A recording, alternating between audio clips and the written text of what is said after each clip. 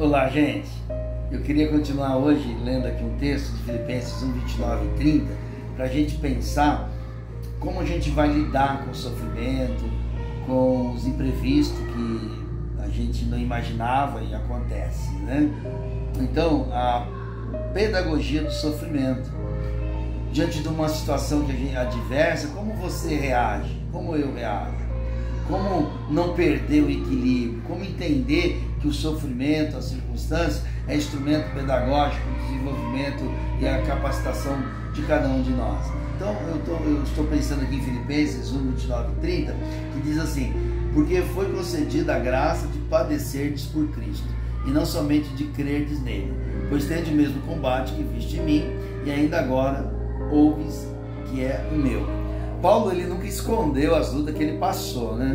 Ele foi abandonado, foi esquecido, teve naufrágio, nudez, fome, teve que fugir, levou chicotada. Então, quando você lê as cartas de Corinto e agora Filipenses, ele faz esse resumo, ele vai mostrar que nós, como discípulos de Jesus, nós vamos padecer, vai ter adversários, situações que sugam a nossa energia.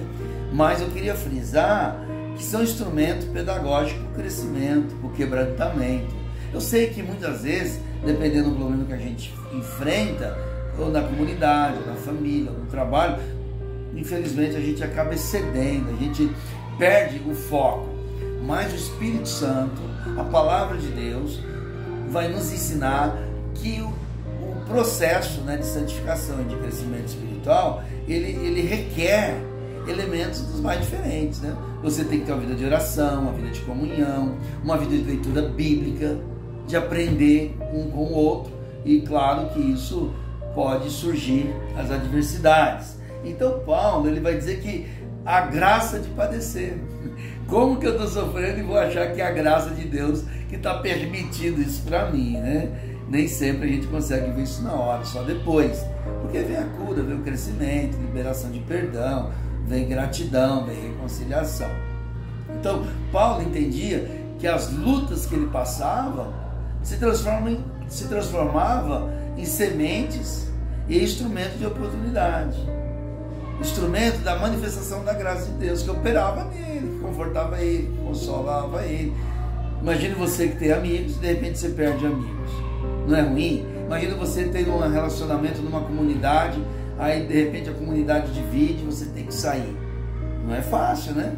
Você tem um vínculo, depois por algum motivo ou outro, aquele grupo sai, você também sai, aí até recuperar isso não é fácil.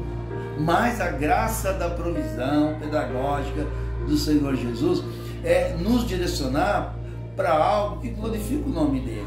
E às vezes Deus vem em Cristo Jesus permitir, né, a desconstrução dos nossos alicerces, dos nossos monumentos, que a gente cria monumentos, né? A gente cria às vezes falsas expectativas, e aí Deus vai usar a turbulência, a tribulação, o vento forte para mexer com a gente, para a gente se render ao Senhor. Então, se você está passando por um momento difícil, peça ao Senhor, ao Espírito Santo, o que Ele quer te ensinar para te quebrantar.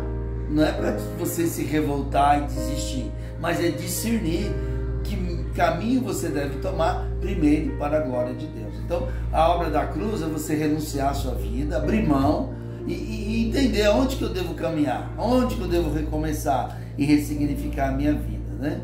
Então, olha só, a graça de padecer por Cristo e não somente de crer nele. Você fala, eu creio em Cristo e estou passando por isso. Todos nós somos chamados para padecer também. E aí vem as perdas, vem as desilusões, decepções, frustrações. Às vezes a coisa não é do nosso jeito, não vai ser. E eu louvo a Deus porque Ele tem nos abençoado, muitas bênçãos, né? Com a pessoa e a obra de Cristo, com pessoas que nos auxiliam. Mas sabe às vezes você quer pessoas ao seu redor, pessoas que atendem essa demanda, que chamam você para tomar um café, que ligam. Isso não vai acontecer sempre. E aí você vai ficar frustrado, vai sofrer? Não, você vai erguer a cabeça e clamar ao Senhor. Senhor, Tu és o meu maior bem, e eu te sirvo a Ti em primeiro lugar, porque nós vamos prestar conta ao Senhor na nossa vida. Então, não deixe a circunstância negativa ser algo dominante na sua vida, mas pela graça de Deus, pelo discernimento, confia, entrega, isso vai passar. Não deixe isso gerar mágoa, decepção, rebeldia, frieza, porque as pessoas na tribulação, muitos ficam frios, indiferentes e adoecem. Então, a graça do Pai sustentando eu e você diante do aprendizado pedagógico do sofrimento. Vamos sofrer, mas nós temos o bálsamo, temos o consolo, temos o Espírito Santo para nos revigorar a cada dia. Que Deus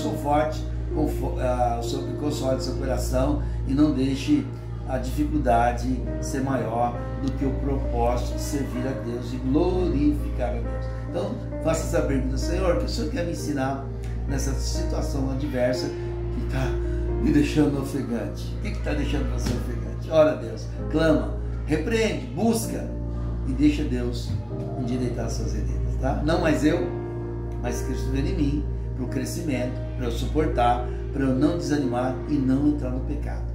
Porque a revolta, a murmuração é pecado. São pecados que faz muito mal para mim e para você. Um beijo, fique com Deus, graça e paz.